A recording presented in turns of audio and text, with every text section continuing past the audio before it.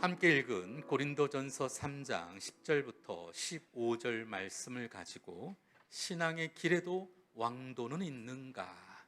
오늘 이와 같은 제목으로 함께 은혜를 나누고자 합니다. 우리 같이 한번 고백해 볼까요? 신앙의 길에도 왕도가 있는가? 우리 2주 전에 파리 올림픽이 시작했는가 싶었는데 벌써 끝났어요. 그리고 이 올림픽은 역대 최소의 인원이 참가를 했지만 역대 타이에 최다 금메달을 얻는, 최다 메달을 얻는 그런 올림픽으로 기록이 되었습니다.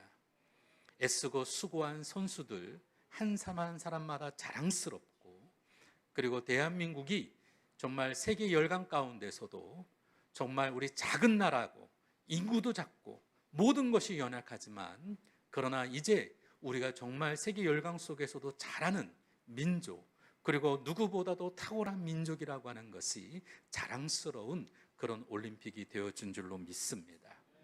올림픽이 끝나고 나니까 사실 예전에 박태환 선수가 인터뷰한 내용이 떠오르게 되더라고요.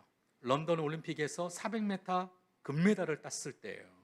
소감을 묻는 기자의 질문에 박태환 선수는 이런 말을 했어요. 피나는 훈련 덕에 메달을 따게 되었습니다. 그런데 또 천연덕스럽게 그런 말을 해요. 피는 안 나더라고요. 피나게 훈련했는데 피는 안 나도. 그처럼 애쓰고 수고하고 열심을 다해서 그렇게 훈련을 했다라는 것이죠. 실제로 태릉 선수촌에 가보면 이 선수들의 피와 땀의 그 수건들은 가득합니다. 요즘같이 더운 때 여러분 얼마나 애쓰겠어요. 4년 동안 매일같이 뛰면서 정말 한결같은 목표를 향해 달려왔던 그 선수들, 그런 선수들 앞에 참가하는 게 의의가 있다? 말이 돼요, 안 돼요, 권사님? 안 되죠. 죽기를 각오하고 뛰었는데 참가하는 데 의의가 있다? 아니에요. 그건 위로가 되지 않습니다. 선수하는 선수들의 모습을 보면, 우리 학교 다닐 때 독서실에 보면 책상에 그런 말이 꼭 있어요. 인내는 쓰다, 그러나 열매는 달다.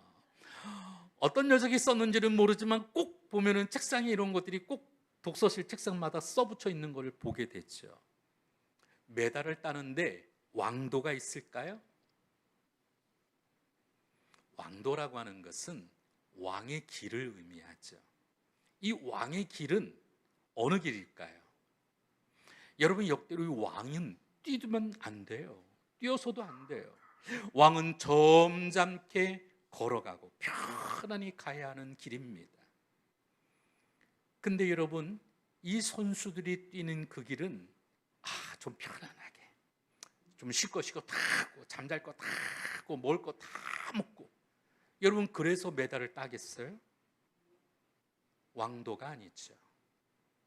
우리 신앙에는 어떨까요? 우리 신앙의 영광을 얻기 위해서 우리가 편하고 좋고 좋은 게 좋은 거라고 이야기할 수 있습니까? 때로는 절제도 하고 인내도 하고 성실함 속에 우리가 영적인 믿음의 군사로서 훈련이 필요할 때도 있는 줄로 믿습니다.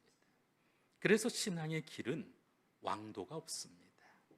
신앙의 길에는 쉽고 편한 길도 아닙니다. 여러분, 주일날 남들은 다 쉬는데 우리는 교회에 와서 이른 시간부터 예배를 준비하는 우리 찬양대도 있고, 또 남녀 선교회도 봉사하고, 또 식당 주방에서도 땀 흘리며 에어컨이 주방에는 안 들어와요. 선풍기 하나 가지고 창문 열어놓고 여러분 그러면서 일을 하는 거거든. 그래서 먹는 것도 여러분 별거 아니라고 해도 우리는 감사하다고 표현할 수 있어야만 합니다. 그래서 결코 쉽지는 않지만 적어도 오늘 우리는 이 신앙의 왕도가 없음을 알고 오늘도 우리 주님이 주시는 말씀을 생각하며 믿음으로 승리할 수 있기를 주 이름으로 축원합니다. 그래서 신앙의 길에는 왕도가 없는데 언젠가 우리도 이 시상대에 오를 수 있는 날이 있음을 알아야 할 줄로 믿습니다. 같이 한번 고백해 볼까요? 함께 읽겠습니다. 시작. 신앙인도 시상대에 오를 날이 있음을 암시하고 있다. 사도 바울은 오늘 본문을 통해 신앙의 터전은 예수 그리스도 위에 세워져야 함을 강조하고 있습니다. 터전이 어디예요? 우리 예수님 위에 우리 신앙의 집을 세워야만 합니다. 우리가 세워야 되는 이 신앙의 집은 무엇보다 내용이 중요해요. 아무 것으로 할 수는 없습니다. 오늘 성경에 보니까 이 자재가 중요하다고 그랬어요. 건물을 지을 때 어떤 건물을 짓느냐? 이 건축 자재가 뭐에 쓰이냐에 따라서 이 건축물의 급수가 달라지게 되죠. 이번에 부천에서 한 호텔에서 갑작스러운 불로 인해서 많은 사람이 죽고 다치게 되었습니다. 근데 그때만 해도 스프링쿨러가 없었대요. 그것이 인가 사건이 아니어서 가지고 그렇게 중요하지 않았다라는 거죠. 멋진 호텔임에도 불구하고 스프링쿨러 하나 없이 불이 나니까 많은 사람들이 다치게 되는 것, 그것은 온전한 건물은 아닌 거죠.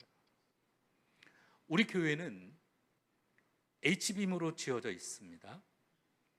이 H빔은 여러분 지진이 나도 저희 교회는 진도 6까지는 버틸 수 있는 건물이에요. 그러니까 막 흔들려도 건물은 멀쩡한 거죠. 굉장한 거죠. 그래 안 그래요? 저희 집도 내진 설계가 안 돼 있어요. 저희 아파트도. 요즘 가격이 16억이래요. 우리 집도 아닌데 가격이 그렇대. 근데 이거 지진 나면 무너질 집이에요. 올해로 거의 40년 가까운 아파트죠. 이게 재건축을 앞두고 막 가격이 막 오르고 있는데 우리 집이 아니라서 별로 관심은 없습니다. 근데 우리 교회만도 못한 거죠. 여러분은 어떠세요? 우리 신앙의 집은 무엇으로 세워야 할까요? 사도 바울은 두 종류가 있다고 말합니다. 금과 은과 보석으로 지은 집이 있고 또 다른 나무와 풀과 집으로 만든 집이 있다고 그랬습니다. 근데 언젠가 이 집의 내구성을 테스트하는 측정하는 날이 오는데 그 시험에 남아있는 집은 그 공적을 칭찬받지만 불로 인해 그 공적이 다 사라지는 집은 나중에 핀잔받을 수 있다는 거예요. 여러분은 어떠세요? 마치 메달을 따서 많은 사람들의 스포트라이트를 받는 선수가 있는가 하면 등수에도 못 들고 조기 귀국하고 여러분 숨죽이며 사라지는 선수들도 있습니다. 저는 메달을 못 딴 선수들이 구박주자는 말이 절대 아니에요. 최선을 다한 그들에게 우리는 4년 동안 피땀 흘린 그들에게 적어도 박수를 보내고 최선을 다한 그 사람들을 위로하고 칭찬하자라는 거죠. 결승에 떨어진 그들에게 여러분 잘못했다고 여러분 핀잔할 사람이 어디 있겠어요? 다 똑같이 최선을 다했습니다. 아니 은메달 따고도 고개 숙이는 나라는 우리나라밖에 없어. 금메달 못 땄다고. 여러분 세상에 어디 그렇겠습니까? 세계 2위 아니에요. 그렇죠. 그것도 잘한 거죠. 칭찬받을 수밖에 없습니다. 그래서 제 생각에는 이 올림픽이 기준으로 평소 자신의 기록을 넘어서서 자신의 한계를 뛰어넘는 선수들에게는 마음껏 축복도 해주고 칭찬도 하고 상도 줬으면 좋겠어요. 1등만 금메달만 메달만 꼭 따야 되는 것이 아니라 자기 한계를 넘는 선수에게는 정말 나라라도 정말 기쁨으로 칭찬해 줬으면 좋겠어요. 피눈물 나는 훈련을 거쳐 그와 같은 영광을 받을 선수들의 수고는 너무나도 값진 것입니다. 어떻게 하면 더 잘할까? 육신의 한계를 넘기 위해 치열한 시간을 보내야만 했고 그 열매를 통해 사실은 우리가 박수를 보내도 아깝지가 않죠. 반면 오늘 우리는 어떨까요? 나중에 우리 주님을 만났을 때 주님께서 너 수고했다. 참 잘했다. 죄송해요. 제가 우리 그래도 앞에 앉아 계신 우리 서재우 안수 집사님 앞에 계시니까, 우리 안수 집사님은요 일할 때 보면 몸을 안 사리시더라고. 몸이 그냥 땀이 그냥 막 쏟아져도 그냥 교회 안에, 여러분 우리 마지막까지 교회 쓰레기를 버리고 가시는 분이 누구냐면 우리 서재우 안수 집사님이세요. 너무 감사하죠. 우리는 그냥 막 저기 분리수거도 안 하고 마음대로 막 갖다 버리는데, 우리 안수 집사님은 그걸 또 다, 사실 쓰레기 만지고 싶은 사람 누가 있겠어요. 근데 우리 안수 집사님 정말 그건 모든 것을 다 분리하고. 저는 생각합니다. 우리 교회에서 하나님 나라 갔을 때 칭찬받을 수 있는 사람이 누굴까? 우리 안수 집사님일 거예요. 이런 안수 집사님이 계신 것이 너무 감사하고 자랑스럽고 존경합니다. 여러분은 어떨까요? 우리도 그럴 수 있을까요? 우리는 부끄럽지 않은 이 마지막의 삶을 우리는 생각해 봐야만 합니다. 천국 가느냐 안 가느냐, 이거는 이미 우리들의 문제는 아니에요. 우리는 다 천국 가는 사람들이에요. 믿으면 아멘 합시다. 이 천국 가는 그 길 속에 오늘 우리가 부끄러운 것을 보느냐, 아니면 너 참 고생했다, 수고했다, 그렇게 박수 받을 만한 오늘 우리의 공적이 있는 금과 은과 보석이 가득한 우리의 삶이 되어야 될 줄로 믿습니다. 그러나 어떤 성도는 나무와 풀이나 집과 같이 아무것도 없이 불살라져 사라지는 그런 공적을 갖는 사람도 있게 될 거예요. 천국은 가지만 부끄러울 수도 있다라는 것이죠. 그래서 성경은 말하기를 오늘 마지막 절 15절에 이렇게 표현합니다. 같이 읽어볼까요? 시작. 구원을 받되. 그러면 우리는 어떻게 해야 할까요? 그날이 오기 전에 지금 이 땅에서 우리가 할 수 있는 것들이 분명히 있음을 알고 준비해야 될 줄로 믿습니다. 그래서 우리 신앙의 길에는 왕도가 없기에 노력하는 신앙이 필요합니다. 같이 한번 읽어볼까요? 시작. 노력하는 신앙이 필요합니다.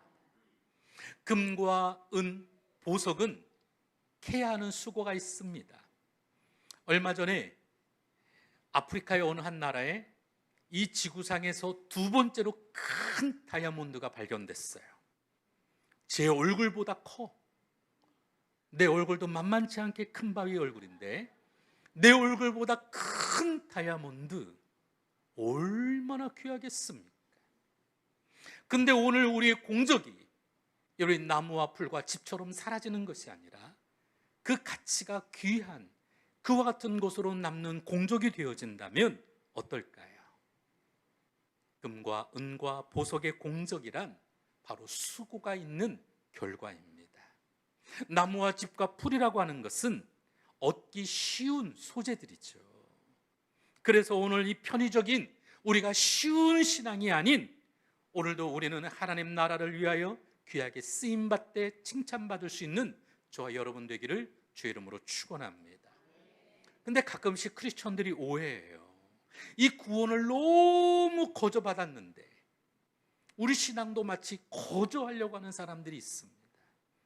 구원은 은혜로 받은 것은 사실입니다.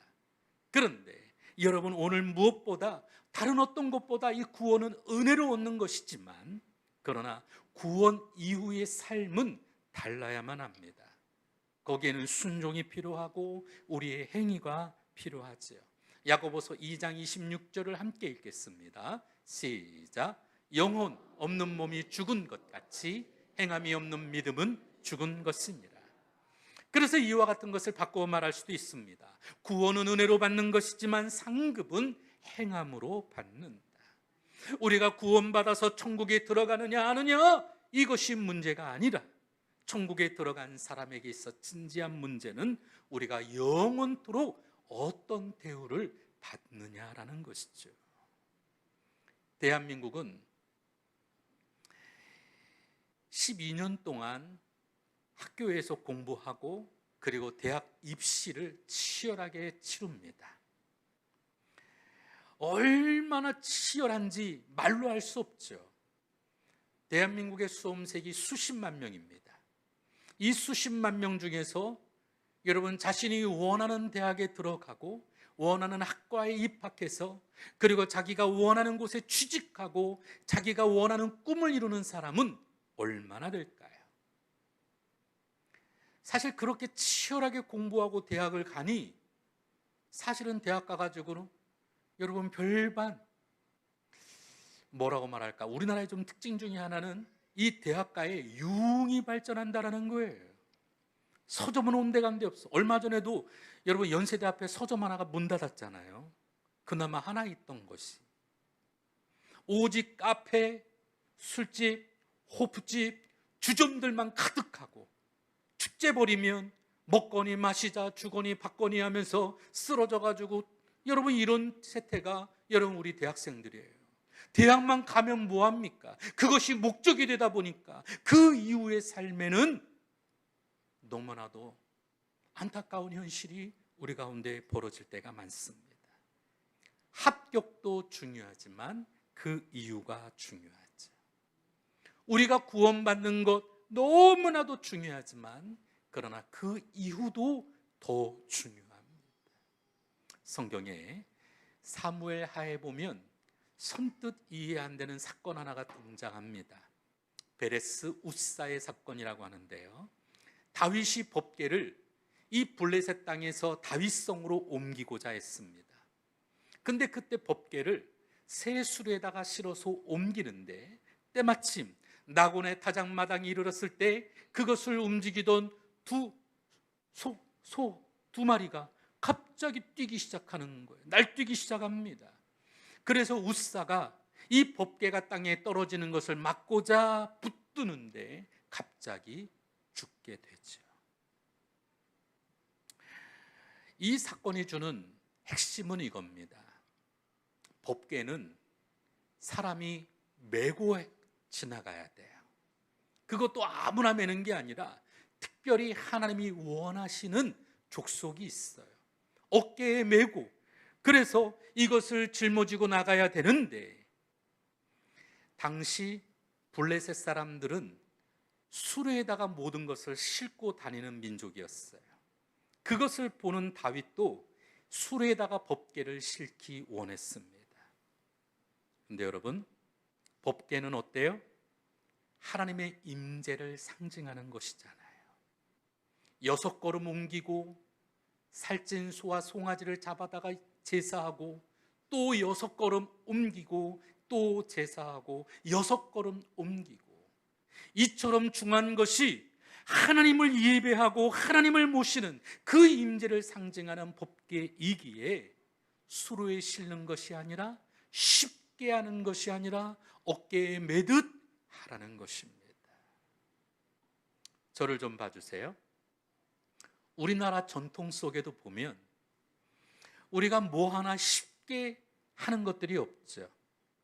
특히 우리 민족은 이 장 하나를 담거더라도 여러분 쉽게 담그는 것이 아니라 엄청난 시간과 노력과 수고들이 필요하죠. 그래서 대한민국의 장은 가치가 있어요. 그래서 여러분 TV 같은 데 보면 어느 집에서는 이 간장 하나가 100년이 넘는 것도 있어요. 이태리의 올리브유가 그리고 발사믹 소스가 수십 년이 되면 가격이 막 엄청 비싸잖아요. 이 모든 것들이 그 가치는 때로는 시간과 수고 속에 드러나게 되어지는 것이죠. 하나님을 예배하는 우리는 어떨까요? 편하게 예배하는 게 정말 중요할까요? 아니면 우리가 마음을 다하고 정성을 다해서 그렇게 수고해야 할까요? 민수기 4장에 보면 레위 지파 중에 고핫 자손 계열의 자손들이 이 법궤는 어깨에 메고 운반하도록 규정되어 있습니다. 사랑도 아무나 못하는데 법궤는 특별한 사람에 의해 운반하는 규정이 있는데 다윗과 그리고 모든 사람들이 이것을 잊고 그저 수레에다가 편하게 법궤를 옮기려다 우사가 죽고 만 것입니다. 사랑하는 성도 여러분, 블레셋이란 하나님을 잘 모르는 이방인처럼 우리가 쉽게 우리의 편의대로 여러분 신앙생활하는 것은 중요하지 않습니다. 많은 사람들이 교회에 나왔다 안 나왔다 내 편한 대로 여러분 그렇게 신앙생활하는 것은 하나님이 결코 기뻐하지 않습니다. 하나님을 예배한다라는 것은 적어도 오늘 우리의 마음이 어떤 마음이 되어야 하느냐, 오늘 우리가 마치 법궤를 모시듯 그와 같은 정성과 수고가 우리 가운데 있어야 될 줄로 믿습니다. 정성을 다하고 수고를 다해야만 합니다. 다시 한번 여러분께 여쭙고자 합니다. 여러분은 법궤를 메고 있습니까? 아니면 수로에 싣고 다니기를 원하십니까? 편의대로 내 방식대로 하는 것이 아닌지 우리는 분별해야만 합니다. 우리는 힘을 다해 헌신하되 있는 힘을 다해 경배하되 오늘 우리 찬양대가 열심히 하나님을 높이기 위해 오늘도 애쓰고 수고하듯이 때로는 오늘 우리가 하나님 말씀을 묵상하며 기도하며 예배와 봉사에 헌신하는 저와 여러분이 다시 한번 되돌아보기를 주의 이름으로 부탁을 드립니다. 마지막 세 번째로 신앙의 길에도 왕도는 있는가 생각하면서 우리는 무엇보다 인내하는 신앙을 가져야만 합니다. 같이 한번 읽어볼까요? 시작. 모를 심는 농부가 바라보는 것은 가을녘에 황금 들녘에 추수하는 것을 생각하지요. 그래서 아무리 덥고 힘들고 어려워도 이 밭에 가서 때로는 논에 가서 피를 뽑아주기도 하고 때로는 내가 심었던 그 농작물이 쓰러질세라 바람 불세라 아니면 비가 올세라 때로는 거름도 주고 김도 매주고 애쓰고 수고하는 것이 여러분 그 농부의 마음 아니겠어요? 올림픽 출전 선수가 바라보는 것은 마지막에 그 피땀 흘린 모든 것에 대한 승리의 기쁨을 바라보는 것 아니겠습니까? 그때까지 힘들고 어려워도 자신의 한계를 지키기 위해 이겨내기 위해 묵묵히 훈련하며 인내하는 것 아니겠습니까? 박태환 선수가 하루에 수영하는 그 길이가 15,000m래요. 이게 15,000m가 그러니까 여러분이 잘 모르시겠죠. 우리 신동신 권사님 여기 앉아 계시는데 제가 일부 예배 때 최희문 장로님께 여쭤봤어요. 장로님, 대까지 얼마나 되실까요? 제가 아침에 다 재봤거든. 줄자 가지고 잰 건 아니고 제가 컴퓨터에 이거 거리 재는 게 있어요. 다 재봤어요. 13.8km가 나와요. 우리 권사님 때까지. 그리고 권사님은 차 타고 오셨죠. 근데 박태환은 그 거리를, 그보다 더한 거리를 수영한 거예요. 매일같이. 수영 선수가 세계적인 선수로 메달리스트가 되려면 적어도 여러분 평생에 6만 킬로 지구를 한 바퀴 반 돌아야만 합니다. 매일같이 10km 이상을 수영을 해야만 해요. 얼마나 대단합니까? 그런데 우리는 신앙생활하는 데 있어서 여러분 그런 말 없잖아요. 어떤 분이 그러더라고. 우리 집은 버스가 안 와서 못 가요. 동네 버스도 다니는데 데리러 오란 소리죠. 역도 선수는 하루에 5만 킬로를 든다고 그래요. 평생 들어 올리는 것이 웬만한 산 하나쯤 올린다라는 것입니다. 하루하루를 눈물로 보낼 만큼 힘들게 운동하는 그 선수들도 있는데 그들이 바라보는 큰 영광의 꿈이 있는데 신앙생활하는 오늘 우리들은 어떻습니까? 편한 대로 내 맘대로 수틀리면은 나 교회 안 나가, 신방 안 오면 나 안 나가, 나한테 안 안아주면 나 안 나가. 내가 누군데? 여러분은 어떠세요? 때로는 인내하며 선전을 해도 매달 따는 것은 정말 별 따기처럼, 하늘의 별 따는 것처럼 어려운 일일 것입니다. 하나님 나라 안에서 오늘 우리가 받을 공적도 금과 은과 보석도 마찬가지입니다.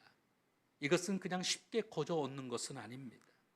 때로는 성실한 농부의 마음으로, 때로는 혹독한 훈련에 임하는 선수와 같이 인내하며 절제하며 순종의 길을 걸어가는 성도에게 주어지는 하나님의 영광인 줄로 믿습니다. 세상은 일요일을 공휴일이라고 부릅니다. 성도는 일요일을 주일이라고 부릅니다. 세상은 일요일이 공휴일이니까 쉬기도 하고 자기의 볼일도 봅니다. 성도는 주님의 날이기에 주님을 예배하고 주님의 몸된 교회를 위해 때로는 수고하고 봉사하죠. 일요일을 공휴일로 보내는 사람과 일요일을 주님의 날로 섬기는 사람의 공적은 차이가 있습니다. 어떤 이는 말씀을 듣되 주일 설교 외에는 성경을 덮어놓는 사람이 있는가 하면, 어떤 사람에게는 하나님의 말씀을 따라 주야로 하나님의 말씀을 묵상하는 사람이 있다면, 이 두 사람에게 메달의 색깔은 달라지듯 공적도 달라질 줄로 믿습니다. 어떤 이는 온 천하를 다니며 복음을 전파하라는 하나님의 말씀을 쫓아 선교를 하든지 기도나 때로는 물질로 후원하며 동참하는 사람이 있는가 하면, 어떤 이는 자기중심적으로 행하며 사명도 헌신에도 인색한 사람이 있을 거예요. 이 두 사람에게 공적은 달라집니다.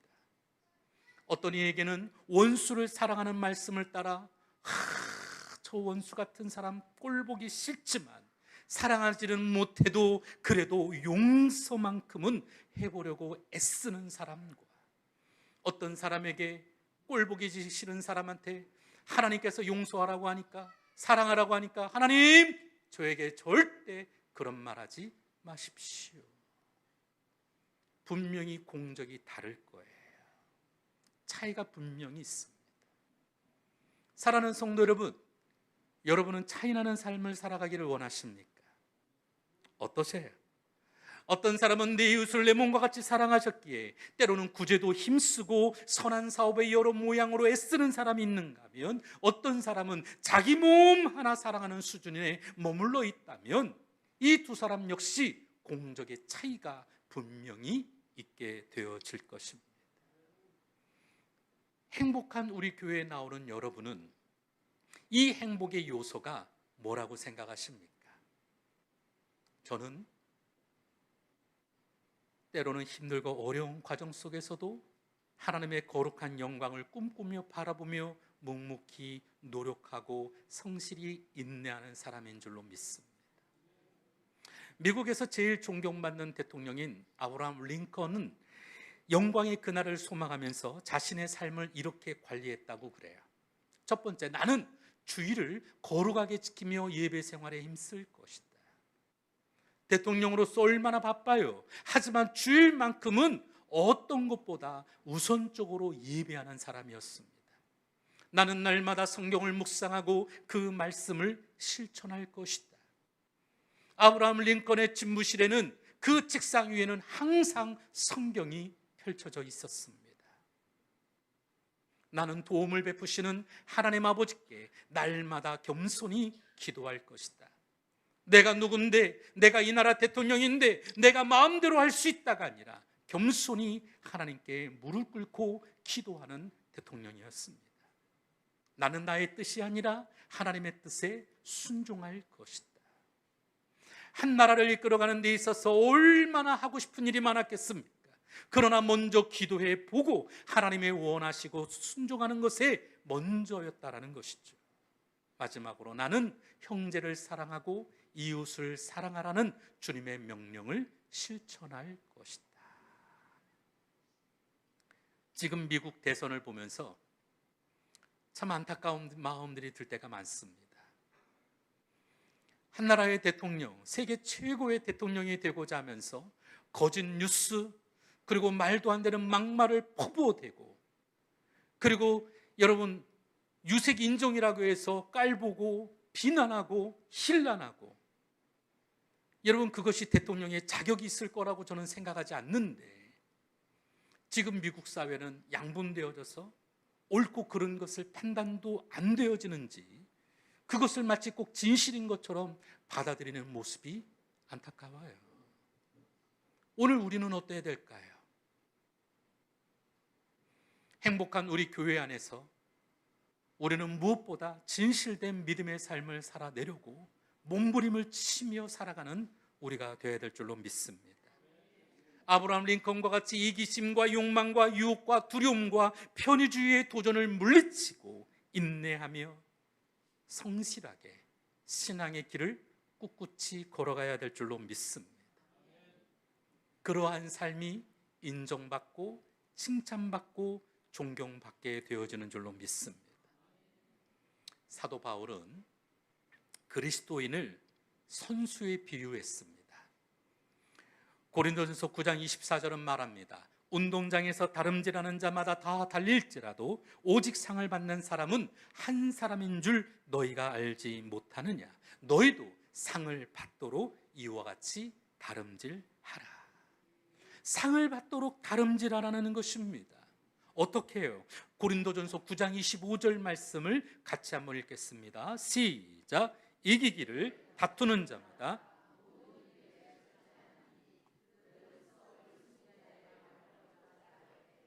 우리는 썩지 아니할 것을 얻고자 하는가. 신앙은 경주와 같습니다. 우리가 이 경주하는 곳에 쉽고 편한 길은 없습니다. 왕도는 없습니다. 성실하게 준비하고 땀을 흘린 자에게만 여러분 우리에게 후회하지 않는 그 영광의 기쁨이 자리하게 될 줄로 믿습니다. 시편 126편 5절과 6절을 마지막으로 읽겠습니다. 시작. 눈물을 흘리며 씨를 뿌리는 자는 기쁨으로 거두리라. 울며 씨를 뿌리러 나가는 자는 반드시 기쁨으로 그 곡식단을 가지고 돌아오리라. 그래서 오늘 저와 여러분은 더 예배하시기를 바랍니다. 더 하나님의 말씀을 묵상하시기를 바랍니다. 더 사랑하세요. 더 순종하십시오. 더 기도하십시오. 더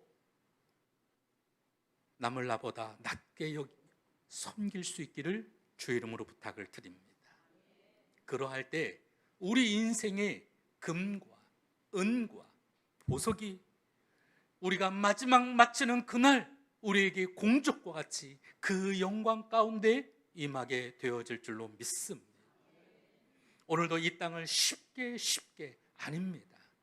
때로는 그 길이 좁은 길이라 할지라도 오늘 우리가 하나님이 기뻐하시는 일에 우리가 다 순종하듯 믿음으로 나아갈 때마다 우리 인생 책임져 주시고 살만 나게 하시고 주의 기쁨이 우리 가운데 임하게 될 줄로 믿습니다. 기도하겠습니다.